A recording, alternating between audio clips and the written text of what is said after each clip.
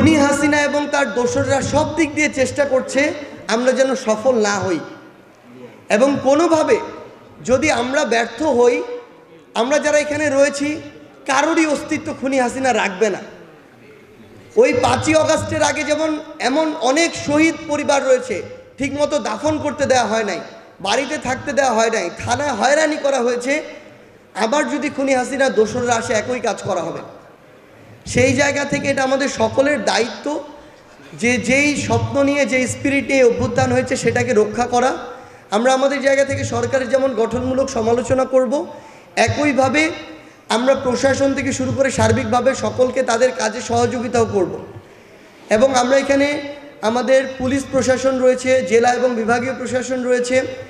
আমরা একটা জিনিস অনুরোধ করতে চাই, যারা এই অভ্যুত্থানের রক্তাক্ত ঘটনাগুলোর সাথে, হত্যাযজ্ঞের সাথে জড়িত ছিল, যাদের ক্লিয়ার ডকুমেন্টস রয়েছে, ভিডিও ফুটেজ বা ছবি, সে যেই পরিচয়েরই হোক না কেন তাকে শাস্তির আওতায় আনতে হবে।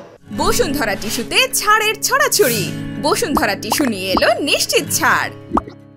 আমরা যদি মনে করি যে সে ছাত্রলীগ, যুবলীগ, আওয়ামী লীগের নেতা, সে পুলিশের সদস্য ছিল, সে সরাসরি হত্যাযজ্ঞের সাথে জড়িত, আমার ছবি আছে, ভিডিও ডকুমেন্টস আছে, তারপরও কিছু করাটা রিস্কি, তাহলে আমরা সরি, আমরা মনে করি আপনি আমাদের এই অভ্যুত্থানের স্পিরিট ধারণ করেন না, আপনি তাহলে এই দায়িত্ব ছেড়ে অন্য জায়গায় যেতে পারেন। এটা শুধু আমাদের নয়, এখন যারা প্রশাসনের দায়িত্ব পালন করছে এটা তাদের অস্তিত্বের সাথে সম্পর্কিত। তারা আজকে এই জায়গায় এসেছে এই অভ্যুত্থানের ফলেই, এটাই সত্যি কথা।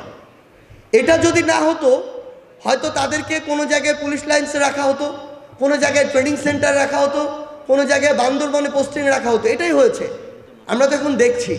সো আমাদের বিনয়ের সাথে এটা অনুরোধ, দয়া করে যাদের এগেইনস্টে ডকুমেন্টস আছে তাদের বিচারিক প্রক্রিয়া যেন বিন্দুমাত্র কোনো দয়া দেখানো না হয়।